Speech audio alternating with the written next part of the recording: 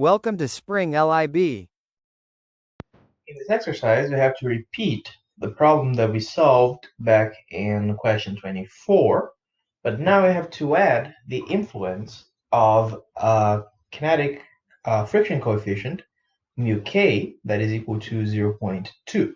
So basically, let me explain the setup.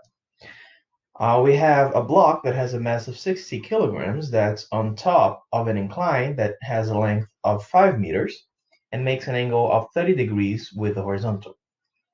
After leaving the incline, the block still falls for 2.5 meters until it reaches the ground at a distance, a horizontal distance r, from the point where it left the incline. So our goal in this exercise is to find what is the distance r and also how much time the block spends sliding down the incline. So first of all, let's briefly remember how we deal with inclined planes. Notice that we have this block A, and the forces that act on the block, considering now the friction force, are the normal force that the surface exerts on the block, the friction force, and also the weight force. Now I'm going to choose a coordinate system such that the y-axis is pointing downwards and the x-axis is pointing, actually I'm sorry, the y-axis is perpendicular to the plane but points downwards, and the x-axis is parallel to the plane downwards. And we can decompose the weight force into these two components. So we have that Fy is equal to, this is the y component of the weight force, is mg cosine of theta. Theta is the angle that the inclined plane makes with the horizontal. And Fx is equal to mg times sine of theta. Okay, this means that in the y direction, we have Fy, which is mg cosine of theta, minus the normal force, and this is equal to 0 since the block is not moving in the y direction. So we have that the normal force is mg times cosine of theta. And in the x direction, we have the x component of the weight force, so mg sine theta. Then we have the friction force. Remember that the friction force is equal to the coefficient of kinetic friction times the normal.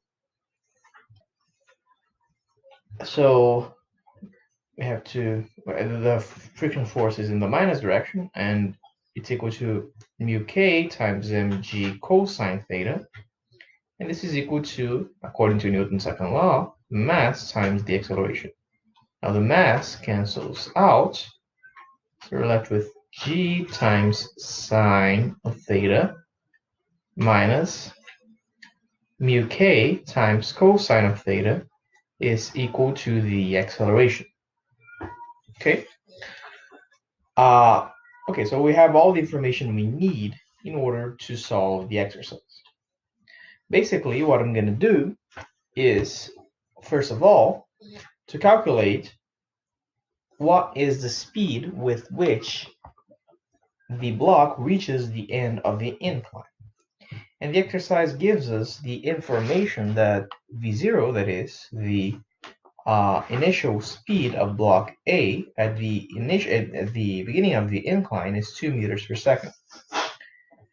Okay, so basically I know how to calculate the acceleration of the block along the incline, so I can use the Torricelli's formula that tells us that v squared is equal to the initial speed v0 squared plus 2 times the acceleration times the distance traveled. So v is equal to the square root of V0, which is 2 meters per second. So we have 2 meters per second squared plus 2 times the acceleration, which is g. I'm going to use this formula here. Okay. It's g, which is 9.8 meters per second squared times the sine of 30. That's the angle minus 0.2. That's the coefficient of kinetic friction times the cosine of 30 times the length of the incline, which is 5 meters. So V is equal to 6 meters per second. And I'm going to call this, actually, I'm going to just call this V, but this is the initial speed of the block when it starts freely falling after it leaves the incline. Okay, so after the block leaves the incline, the only force that acts on the block is the gravitational force pointing downwards. And I'm going to change the coordinate system such that the y-axis points downwards and the x-axis points to the left. So we have that the initial speed, which I'm just calling v, along the x-axis is equal to Vx, I'm sorry. This is equal to v times the cosine of 30, since the initial speed makes an angle of 30 with the horizontal, and Vy is v times sine of 30. Okay, this is the initial speed after the block starts freely falling. So this is Vx is equal to 5.2 meters per second. This is 6 times the cosine of 30. And Vy is 6 times the sine of 30, which is 3 meters per second. So now what I'm going to do, remember that our goal is to find r. So I'm going to find how much time it takes for the block to fall these 2.5 meters. And then with this information, knowing the time, we can find what r is. So I'm going to use the equation for y. We have that y is equal to y0 plus Vy, that's the initial speed in the y direction, okay, times the time t plus 1/2 of gt squared. Now y0 is 0.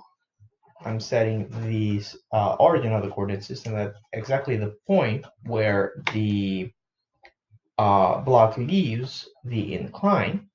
Y is 2.5 meters.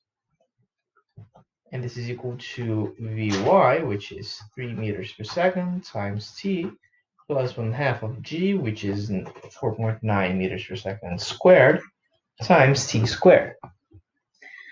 So we have 0 is equal to 4.9 t squared plus 3t minus 2.5. And that's it. So let's solve this with Bhaskara. So we have this t is equal to minus 3 plus or minus 3 squared plus 4 times 4.9 times 2.5. And we have to divide it by 2 times 4.9. Now, notice that we are only interested in the plus solution, since the minus solution would give us a negative value of time. So the time t is equal to 0.47 seconds. R, on the other hand, is Vx times t, so it's 5.2 meters per second times 0.47 seconds, which is equal to 2.44 meters. This is the value of R. Now, the second part of the exercise, we have to calculate the time it takes for the block to slide down the incline. Okay, so notice that we can use the equation for an object that's moving with constant acceleration, so I have that v is equal to v0 plus at. So v minus v0 divided by a is equal to t. Now notice that the final speed of the block on the incline is 6 meters per second, as we calculated. The initial speed is 2 meters per second, as given. And the acceleration is g, that's 9.8 meters per second squared, times the sine of 30 minus 0.2 times the cosine of 30. And this is equal to, so t is equal to 1.25 seconds, which concludes our exercise.